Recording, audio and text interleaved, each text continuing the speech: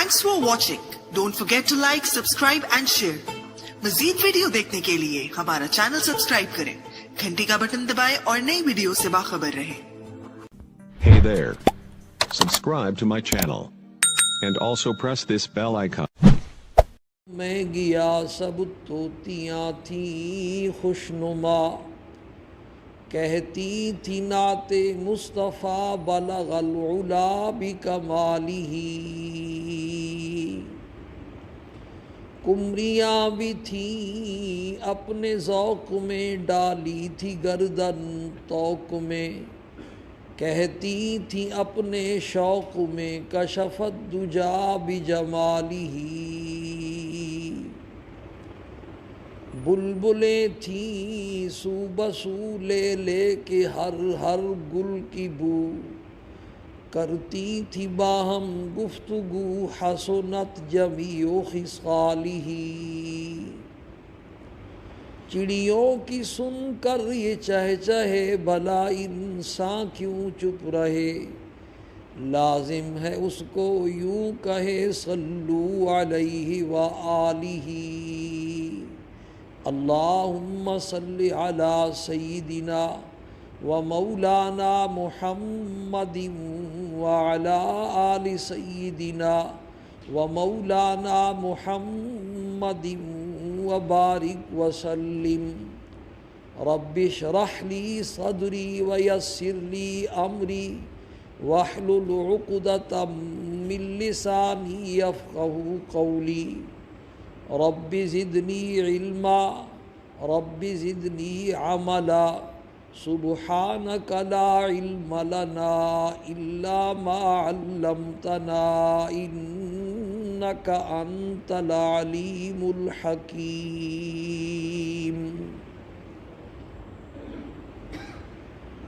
मेरे वाजिबुल एहतराम दोस्तों और बुज़ुर्गों, अपने मौजू पर बात करनी है। हुस्न ख़ात्मा का मज़मून बयान हो रहा है, लेकिन उससे पहले एक दो बातें बड़ी अहम हैं। माशाअल्लाह 4 जो है ना एसी लगे हुए हैं और मस्जिद का माहौल बड़ा ठंडा है। ख़तरा ये है कि आप सो ही न जाएं, वैसे भी सोते हैं, तो होशियार हो कर के और जाग कर के बैठना है।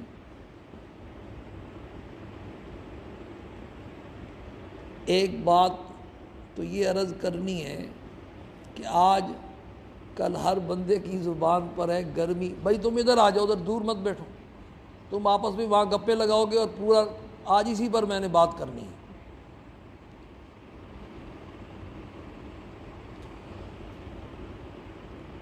हर आदमी की ज़ुबान पर गर्मी का शिकवा है, गर्मी की ज़्यादती का शिकवा है। तो इस माहौल को देख कर के मुझे याद आया, यहाँ कोरिंगटन में वो जो मशहूर बुज़ुर्ग है ना पीर जुल्फ़िकार साहब दामत बरकातुहुम, एक मरतबा तशरीफ़ लाए। मैं भी गया था उनका बयान सुनने, बड़ा रश था।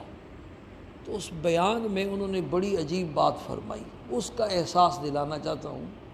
उन्होंने फरमाया, भाई हम सारे अल्लाह की नेमतों का शुक्र अदा नहीं करते, शिकवे तो करते हैं लेकिन दोनों शीन से शुरू होते हैं। शुक्र जो है ना हमारी ज़ुबानों पर नहीं आता। कि आज कल फरमाया कि अल्लाह पाक की इतनी नेमतें हैं और अल्लाह ने हमें ऐसा नवाजा हुआ है कि पुराने ज़माने के जो बादशाह थे ना उनको भी ये नेमतें नसीब नहीं थी। ऐसी आसाइशें, ऐसे आराम, ऐसे बंगले, ऐसी कोठियाँ, ऐसी गाड़ियाँ और ऐसे हवाई जहाज़ और ये ऐसा जो है ना ठंडक का इंतज़ाम, ऐसी ये पुराने ज़माने के बादशाहों को क्या नसीब था बेचारों को। वो तो घोड़ों के ऊपर, ऊँटों के ऊपर सफ़र करते, महीनों में जा कर के कहीं पहुँचते अपनी अपनी जगह पर। अब घंटों में पहुँच रहे हैं, हम दिनों में पहुँच रहे हैं। तो भाई अल्लाह पाक की नेमतों का शुक्र अदा किया करो। वो जो एक मशहूर कालम नगार है ना, पुराना कोई आदमी जिसकी वो किताब है अजीब सी, اس کو میں نے ایک دفعہ پڑھا تو اس میں اس نے لکھا تھا، اپنا واقعہ لکھا اور ایک تھانے دار کا واقعہ لکھا. کہتے ہم کسی دورے پر گئے، اس کا نام مجھے ذہن میں نہیں آ رہا، بندہ کون ہے، بڑا مشہور آدمی ہے. ہاں، قدرت اللہ شہاب. وہ شہاب نامہ میں نے پڑھا تو اس میں اس نے بڑا عجیب واقعہ لکھا. اس نے کہا میں اور ایک ایس ایچ او تھانے دار کو لے کر کے کسی جگہ دورے پر گیا، تو وہاں جہاں ہمارا قیام تھا وہاں مچھروں کی بھرمار تھی. اب مچھردانی کا تو کوئی انتظام ایسا خاص تھا نہیں، کہ ڈنڈے نہیں تھے. اب تو چائنا نے ایٹومیٹک مچھردانیاں جو ہے نا وہ نکال دی ہیں، منٹ لگتا ہے لگانے میں، منٹ لگتا ہے بند کرنے میں. پرانے زمانے میں ڈنڈوں سے مچھردانی ہوتی تھی. تو وہ کہتا مچھردانی کا انہوں نے بڑی مشکل سے انتظام کیا، ایک کا ہوا. تو مجھے پھر بھی نیند نہیں آ رہی تھی، اور میرے پہلو میں وہ جو تھانے دار تھا نا وہ خراٹے مار رہا تھا دوسرے کمرے میں نا باہر. تو میں اٹھ کے دیکھا تو دیکھا کہ 4 مزدوروں نے اس کی مچھردانی چاروں طرف سے پکڑی ہوئی ہے اور وہ مزے کے ساتھ سو رہا. بھئی یہ حال تھا. اب آپ دیکھیں اب آج کل کیا حالات ہیں، ہر گھر میں ایسی ہے. تو اللہ پاک کی بھائی نعمتوں کا شکر ادا کیا. مولانا تقی عثمانی صاحب دامت برکاتہ میرے استاد ہیں، ان کی کسی کتاب میں نے پڑھا، وہ فرماتے تھے میری جو ہمشیرہ تھی اس کے دانت میں تکلیف تھی تو بہت وہ شور کرتی تھی. اس کو میں اسپتال میں لے کر گیا تو وہ کہنے لگی کہ یہ دانت بڑی عجیب ہیں، جب بچپن میں آتے ہیں تو تب بھی مشکل، بچوں کو موشن لگ جاتے ہیں، الٹیاں لگ جاتی ہیں، اور جب بڑھاپے میں جاتے ہیں تو تب بھی بڑی پریشانی. تو وہ فرمانے لگے بھئی اس دوران بچپن سے لے کر کے 55 تک 70 80 تک ان دانتوں سے جو اللہ کی اتنی نعمتیں کھائیں، دانت نہ ہوتے تو کھانا کیسے چباتے اور کیسے وہ کھانا اندر جاتا اور ہضم ہوتا، یہ ساری چیزیں بھول گئے، اور شروع کی اور آخر کی جو تکلیف ہے دانتوں کی وہ یاد ہے. تو انسان بڑا ناشکرا ہے.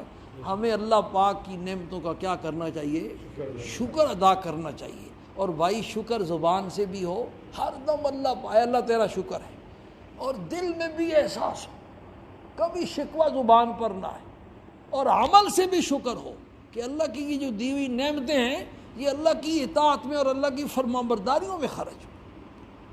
اگر زبان پر تو شکر ہے لیکن نعمتیں ساری اللہ پاک کی نافرمانیوں میں خرچ ہو رہی ہیں تو پھر وہ بندہ اس کا شکر کامل نہیں ہے، اپنے عمل سے جو ہے نا وہ ناشکری کر رہا ہے. حضرت داؤد علیہ السلام کے پورے خاندان کو اللہ نے فرمایا اعملوا آل داؤد شکرا، اے داؤد کے خاندان والو میری نعمتوں کا عملی شکر ادا کیا کرو.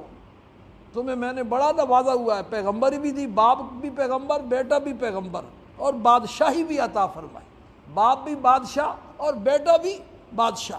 اور آگے فرمایا وَقَلِيلٌ مِّنْ عِبَادِيَ الشَّكُورُ، میرے بندوں میں بہت تھوڑے شکر ادا کرنے والے.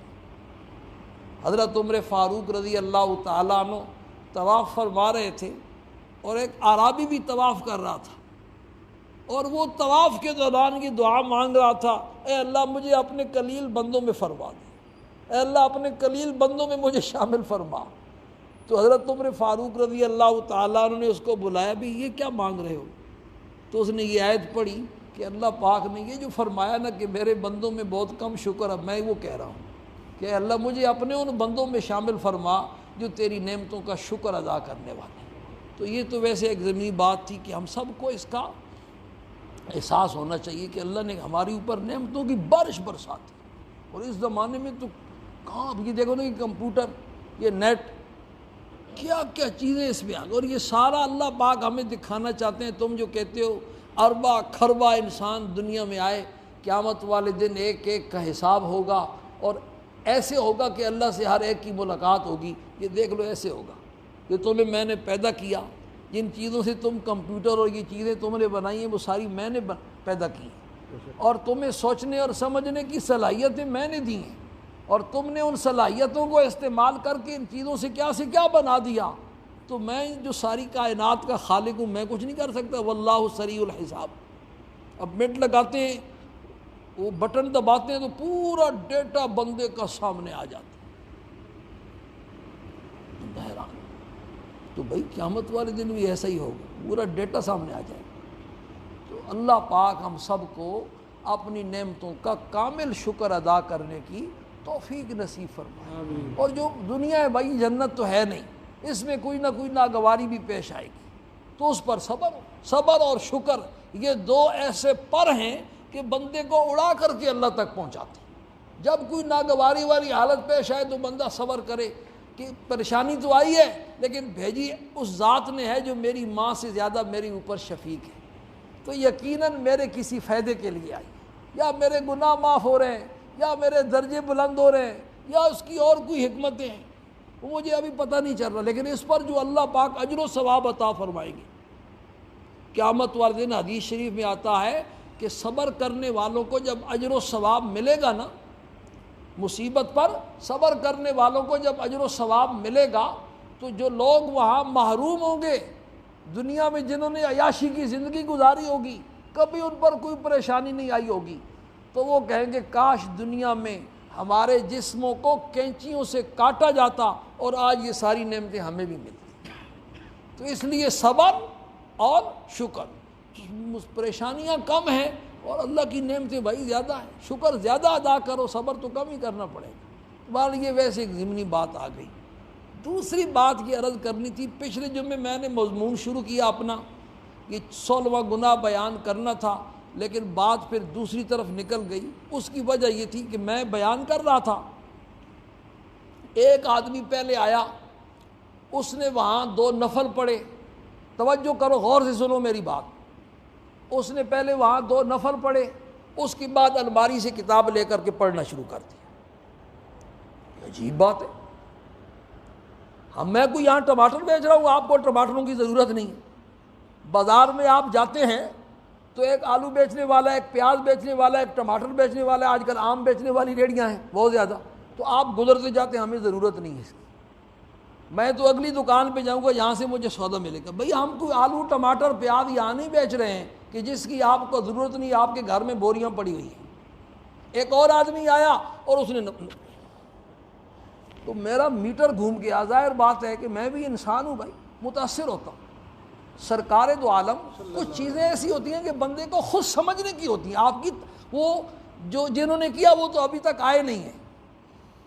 ہمارے بھائی یوسف صاحب کہتے ہیں میں پرانی مسجد میں، تو وہاں پتنگوں پر میں بات کر کے، جو پتنگ بازی کرتے ہیں نا، وہ ایسی پتنگ بازی ہوتی تھی کہ پورا محلہ گانوں سے گونج رہا ہے، بندے کی راتوں کی نیند اڑ گئی۔ تو میں اس پر بات کرتا بڑے غصے میں، تو میرے مقتدی کہتے آپ جو اڑاتے ہیں وہ آتے نہیں، اور جو آتے ہیں وہ اڑاتے نہیں۔ تو جنہوں نے یہ حرکت کی وہ تو ابھی تک آئے نہیں ہیں، لیکن آپ کی تربیت کے لیے بات کر رہا ہوں۔ بھئی بندے کے اندر کچھ باتیں فطرتی بھی ہوتی ہیں، کچھ اپنی سمجھ بوجھ کی بھی ہوتی ہیں کہ ہلکا لگا ہوا ہے، بیان ہو رہا ہے، دین کی، اللہ اور اللہ کے رسول کی باتیں ہو رہی ہیں، اور آپ بالکل تنہا الگ جا کے بیٹھ جاتے ہیں اور اپنی کتاب پڑھنا شروع کر دیتے ہیں۔ تو آپ کی کلاس میں اگر کوئی ایسا کرے تو آپ کے دل پر کیا گزرے گی؟ کیا مطلب ہے اس کا؟ آپ کو مولوی صاحب سے ناراضگی ہے، یا خدا اور رسول سے ناراضگی ہے، یا قرآن و حدیث سے ناراضگی ہے، دین سے ناراضگی ہے؟ اتنی سمجھ تو بندے میں ہونی چاہیے نا۔ سرکار دو عالم صلی اللہ علیہ وسلم مسجد نبوی میں بیان فرما رہے تھے، بخاری شریف کی حدیث ہے، امام بخاری رحمہ اللہ نے اس پر عنوان بھی قائم کیا ہے کہ مجلس درس میں بیٹھنے والا کیسے بیٹھے۔ آپ بیان فرما رہے ہیں اور صحابہ کا حلقہ لگا ہوا ہے، 3 آدمی آئے، ان 3 میں سے ایک تو آگے بڑھ گیا اور آپ کے قریب بیٹھ گیا۔ اصل طریقہ بیان سننے کا یہی ہے کہ جو بیان کر رہا ہے بھائی اس کے قریب بیٹھو۔ بینک والے جاؤ اس کے پاس تو قریب جلدی پہنچتے ہو کہ جلدی کیش ملے گا، تنخواہ جہاں سے ملتی ہے وہاں بھی قریب جاتے ہو کہ وہاں سے جلدی ملے گا، اور دین کی جب بات ہوتی ہے تو دور دور بیٹھنے کی کوشش کرتے ہو۔ تو ایک آپ کے قریب بیٹھ گیا، دوسرے نے دیکھا بھی آگے جگہ نہیں ہے تو وہ مجلس کے کنارے پر بیٹھ گیا، اور تیسرا آدمی جو ہے نا پشت پھیر کر کے چلا گیا۔ آپ صلی اللہ علیہ وسلم نے مجلس والوں کو مخاطب کر کے ارشاد فرمایا کہ میں تمہیں 3 آدمیوں کا قصہ سناتا ہوں. ان میں سے ایک وہ ہے کہ ایک نے فآوا الی اللہ فآواہ اللہ، ایک ان میں سے اس نے اللہ کی طرف پناہ پکڑی تو اللہ پاک نے اس کو پناہ عطا فرمائی، یعنی اس کو اپنا قرب نصیب فرمایا، دین کی سمجھ نصیب فرمائی. وَأَمَّا الْآخَرُ فَاسْتَحْيَا فَاسْتَحْيَا اللَّهُ، اور دوسرا جو تھا اس نے اللہ سے شرم کیا کہ میں آگے کیسے بڑھوں، حضور بھی دیکھ رہے ہیں تو گردنیں پھلانگ کر کے آگے کیسے بڑھوں، اور جانے سے بھی شرم کیا کہ اعراض کر کے جانا بری بات ہے. تو اللہ پاک نے بھی اس کو محروم کرنے سے بھائی کیا کیا، شرم فرمایا، اور اس کو بھی اللہ نے پورا ہی اجر و ثواب عطا فرمایا جیسے آگے بڑھنے والے کو عطا. وَأَمَّا الثَّالِثُ فَأَعْرَضَ اللَّهُ عَنْهُ، تیسرا جو تھا وہ اعراض کر کے چلا گیا تو اللہ پاک نے بھی اس سے اعراض فرما لیا. یہ جو دین کی مجلسیں ہوتی ہیں بھائی، یہ کوئی معمولی مجلسیں ہیں؟ ان کے بارے میں تو حدیث شریف میں آتا ہے کہ جب ان کی رپورٹ اوپر جاتی ہے نا تو اللہ پاک جاننے کے باوجود پوچھتے اپنے فرشتوں سے کہ وہ بندے کیا کر رہے تھے، تو فرشتے یاد کرتے ہیں اللہ آپ کو یاد کر رہے تھے، جنت کی دعا کر رہے تھے، جہنم سے پناہ مانگ رہے تھے. تو اللہ پاک پوچھتے ہیں کیا انہوں نے مجھے دیکھا ہے، جنت کو دیکھا ہے، جہنم کو دیکھا ہے، لمبی حدیث ہے. تو فرشتے کہتے ہیں نہیں دیکھا. تو اللہ پاک فرماتے ہیں اگر دیکھ لیتے تو پھر کیا کرتے، تم گواہ رہو میں نے ان سب کی مغفرت کر دی. فرشتے کہتے ہیں اے اللہ اس میں تو ایک آدمی ایسا بھی آیا تھا جو اپنے کام سے جا رہا تھا، ویسے آ کر کے کنارے پر بیٹھ گیا تھا. تو اللہ پاک ارشاد فرماتے ہیں بھی یہ مجلس والے ایسے ہیں کہ ان کا ہم نشین بھی محروم نہیں، میں نے اس کی بھی مغفرت کر دی. تو اصل میں ہمارے اندر کوئی دین کی سمجھ نہیں ہے، دین کی طلب نہیں ہے. یہ مفت میں اتنا بڑا انعام اللہ پاک نے مسلمانوں کے گھر میں ہمیں پیدا کر کے دے دیا ہے، ہماری گود میں ڈال دیا. 1400 سال کے بعد ہم آئے، نہ ہم نے حضور صلی اللہ علیہ وسلم کو دیکھا، نہ صحابہ کو دیکھا، نہ آپ کی تلاوت سنی، نہ آپ کے معجزات دیکھے، نہ تابعین تبع تابعین کا زمانہ پایا. وہ خیر القرون کا جو زمانہ تھا وہ ہم نے نہیں پایا. ہم تو 1400 سال کے بعد بدترین دور میں آئے جہاں فتنوں کی بارش برس رہی ہے. صبح بندہ مسلمان ہوتا ہے تو شام کو کافر، شام کو مسلمان تو صبح کافر. یہ دور ہے، اور ہمیں اللہ پاک نے مسلمانوں کے گھر میں پیدا کر کے یہ وہ نعمت عطا فرمائی جس سے انبیاء علیہ السلام کے بعض والدین محروم. ابراہیم علیہ السلام منتیں کرتے رہے، دعائیں مانگتے رہے، سمجھاتے رہے، لیکن والد پھر بھی مسلمان نہ ہو سکے. نوح علیہ السلام کا بیٹا 950 سال نوح علیہ السلام نے پتھروں کی بارش میں گزارا کیا ہے، پتھروں کی بارش برساتی قوم، لیکن رات دن انہوں نے ایک کر دیا. رب انی دعوت قومی لیلا و نہارا، اے میرے پالنے والے میں نے اپنی قوم کو رات کے وقت بھی بلایا ہے، دن کے وقت بھی بلایا ہے. فلم یزدہم دعائی الا فرارا، لیکن میں جیسے جیسے انہیں تیری طرف بلاتا تھا وہ اتنی مجھ سے بھاگتے تھے، اور مقابلے میں پتھروں کی بارش برساتی، ایسی پتھروں کی بارش کہ نوح علیہ السلام پتھروں کے نیچے دب جاتے. شام کو جبریل امین آ کر کے پتھروں سے نکالتے اور مرہم پٹی کرتے، اور نوح علیہ السلام پوچھتے کل کیا کرنا ہے، تو جبریل امین کہتے کل بھی یہی کام کرنا ہے جو آج آپ. اس طرح کرتے کرتے 950 سال کا زمانہ گزر گیا، اور بیٹا بھی مسلمان نہ ہوا، بیوی بھی مسلمان نہ ہوا. ہم کس بات کی مولی ہیں؟ انبیاء علیہ السلام کی اولاد. لوط علیہ السلام کی بیوی مسلمان نہ ہو سکی.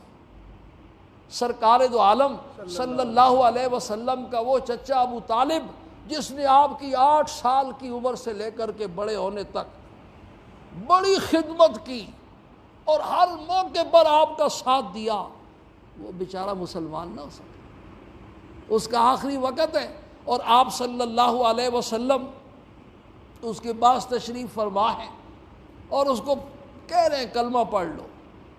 ابو جال وغیرہ بھی پاس بیٹھے ہیں، وہ کہتے ہیں تو اگر اب کلمہ پڑھ کے گیا نا تو مکے کی عورتیں تانے دیں گی کہ قریشیوں کا سردار جو ہے نا موت کے ڈر سے کلمہ پڑھ گیا تھا۔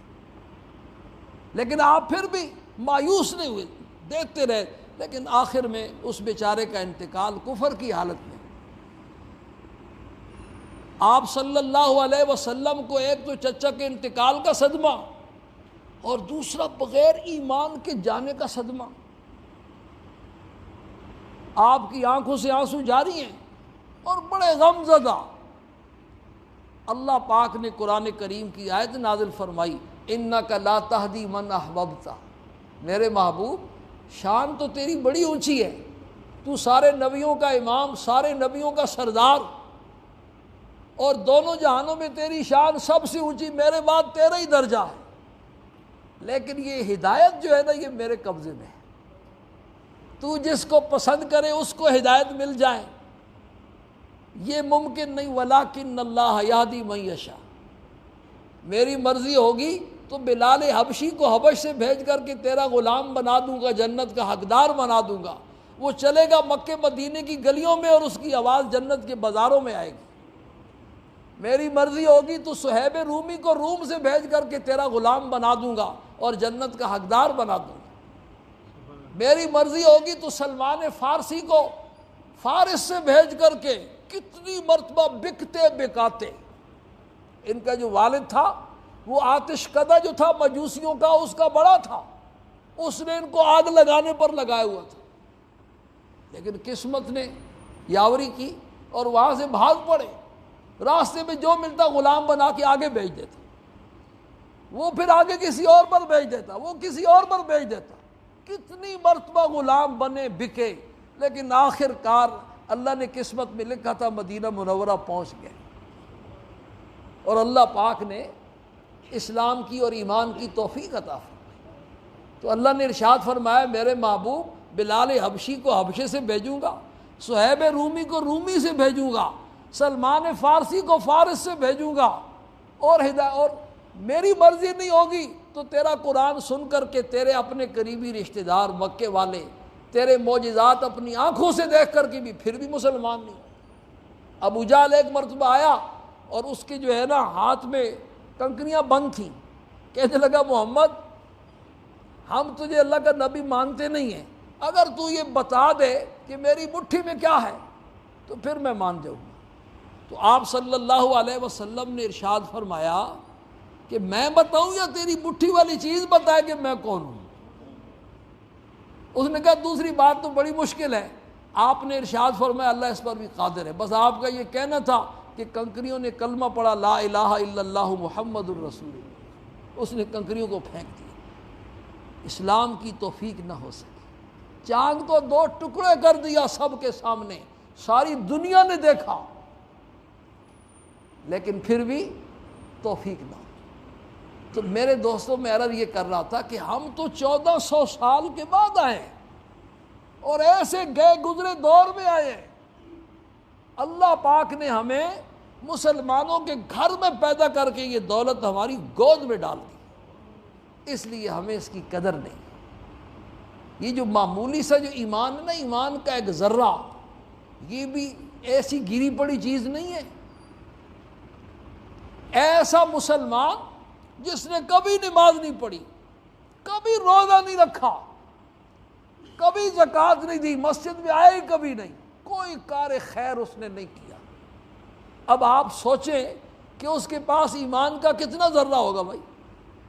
وہ ایک ذرہ بھی اتنا قیمتی ہے کہ ساری کائنات کے خزانے مل کر کے اس کی قیمت نہیں بن سکتی۔ کافر کافر ہے اور مسلمان مسلمان ہے، ہیرا نالی میں پڑا ہوا اور کچرے میں پڑا ہوا تب بھی ہیرا ہے، اور مینگنی مینگنی ہے، چاہے سورج اور چاند پہ اس کو کود رکھ دیا جائے۔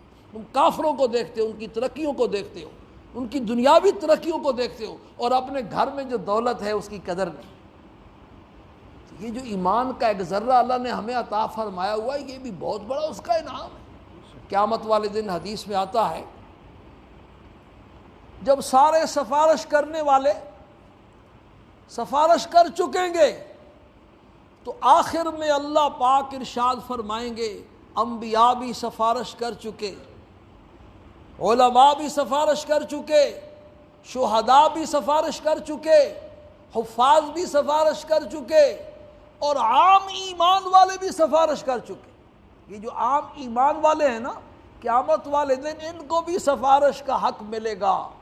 حدیث شریف میں آتا ہے ایمان والے اللہ پاک سے جھگڑیں گے اور عرض کریں گے، اے اللہ کچھ لوگ ہمارے ساتھ مسجد میں نماز پڑھتے تھے، ہمارے ساتھ اعتکاف بیٹھتے تھے، روزہ رکھتے تھے، مسجد میں آنا جانا اکٹھا ہوتا تھا، اور آج وہ نظر نہیں آ رہے ہیں۔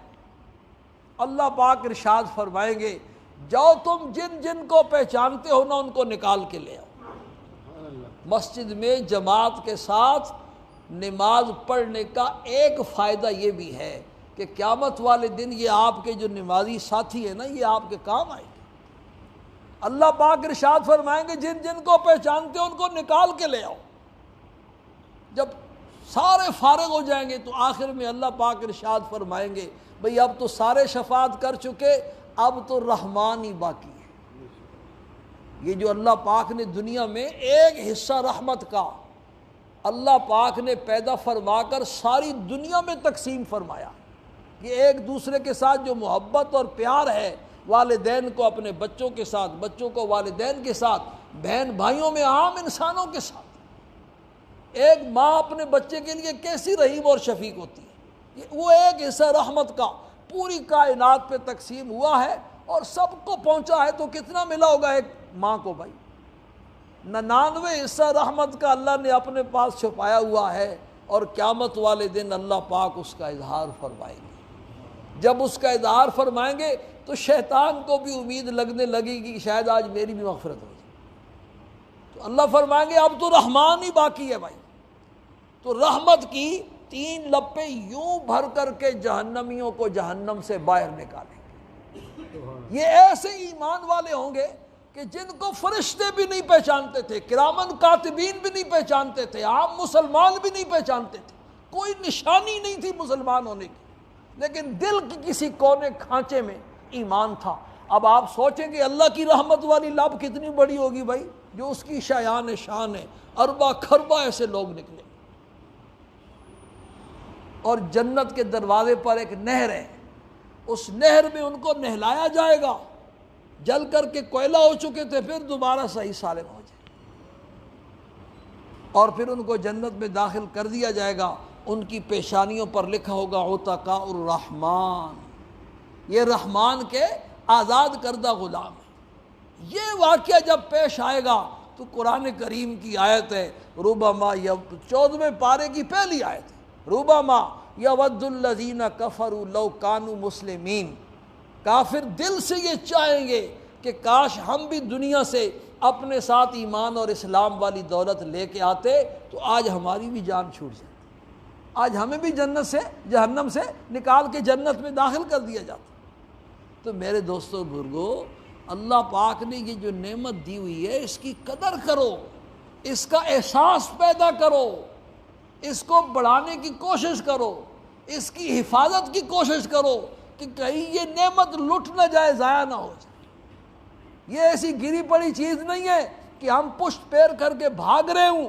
کافروں کو اللہ نے کہا انلزمکموہا وانتم لہا کارہون، میں یہ ہدایت تمہارے پیچھے سے چپکا دوں، ایسا نہیں ہے۔